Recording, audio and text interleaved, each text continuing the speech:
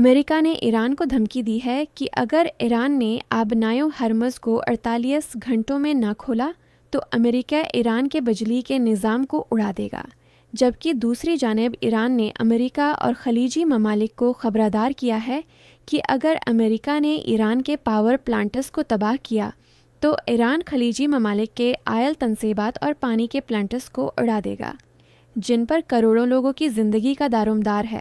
یعنی ڈیسالینیشن پلانٹس، کیونکہ خلیجی ممالک جیسے سعودی عرب، عمان، کویت اور متحدہ عرب امارات میں قدرتی میٹھے پانی کے ذخائر نہ ہونے کے برابر ہیں، اور یہاں کی زمین زیادہ تر ریگستان پر مشتمل ہے جہاں بارش بہت کم ہوتی ہے۔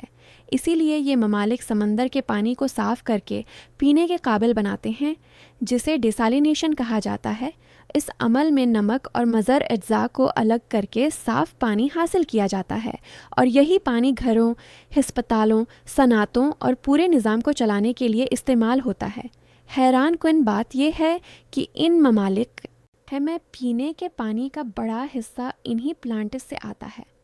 سعودی عرب تقریباً 70%، عمان 86% اور کویت 90% تک اسی پانی پر انحصار کرتے ہیں۔ یہی وجہ ہے کہ جنگی حکمت عملی میں یہ پلانٹس ایک انتہائی حساس اور کمزور ہدف بن جاتے ہیں، کیونکہ اگر کوئی دشمن براہ راست فوجی ٹکراؤ کے بجائے عوامی زندگی کو مفلوج کرنا چاہے تو وہ ان پلانٹس کو نشانہ بنا سکتا ہے۔ ایران کے لیے بھی یہ ایک اسٹریٹجک آپشن ہو سکتا ہے، کیونکہ وہ جانتا ہے کہ پانی زندگی کی بنیادی ضرورت ہے، اور اگر پانی کی سپلائی روک دی جائے تو بغیر بڑی فوجی لڑائی کے بھی پورا ملک گھٹنے ٹیک سکتا ہے۔ ان پلانٹس کو نشانہ بنانے کے کئی طریقے ہو سکتے ہیں،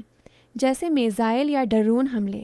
بجلی کی سپلائی کو تباہ کرنا، کیونکہ یہ پلانٹس بہت زیادہ توانائی استعمال کرتے ہیں،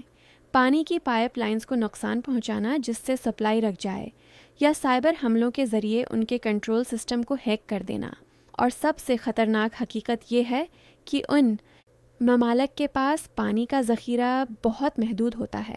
کئی جگہوں پر صرف چند دن، جبکہ متحدہ عرب امارات کے پاس تقریباً 40 دن کا ذخیرہ موجود ہوتا ہے۔ اس کا مطلب یہ ہے کہ اگر یہ پلانٹس بند ہو جائیں تو چند دنوں میں ہی پانی کی شدید قلت پیدا ہو جائے گی، لوگ پینے کے پانی کے لیے ترسنے لگیں گے، ہسپتالوں میں علاج متاثر ہوگا، صفائی کا نظام تباہ ہو جائے گا، بیماریوں کے پھیلنے کا خطرہ بڑھ جائے گا، اور معیشت مکمل طور پر رک سکتی ہے، کیونکہ ہوٹل، صنعتیں اور سروس سیکٹر سب پانی پر منحصر ہیں۔ مزید یہ کہ ان پلانٹس کی مرمت فوری طور پر ممکن نہیں ہوتی، اور اگر شدید نقصان پہنچے تو انہیں دوبارہ فعال کرنے میں مہینے لگ سکتے ہیں۔ ایسے میں سوال پیدا ہوتا ہے کہ اگر پانی کے یہ ذخائر ختم کر دیے جائیں تو متبادل کیا ہو سکتا ہے؟ وقتی طور پر کچھ ممالک زیر زمین پانی کی درآمد یا ٹینکرز کے ذریعے سپلائی بڑھانے کی کوشش کر سکتے ہیں۔ کچھ حد تک پانی کی راشننگ یعنی محدود تقسیم بھی کی جا سکتی ہے، جبکہ جدید ٹیکنالوجی جیسے موبائل ڈیسالینیشن یونٹس بھی استعمال کیے جا سکتے ہیں، لیکن یہ سب عارضی حل ہیں اور بڑے پیمانے پر ضرورت کو پورا نہیں کر سکتے۔ حقیقت یہ ہے کہ ایک بڑے بحران کی صورت میں خلیجی ممالک کو شدید انسانی، معاشی اور سماجی بحران کا سامنا کرنا پڑ سکتا ہے۔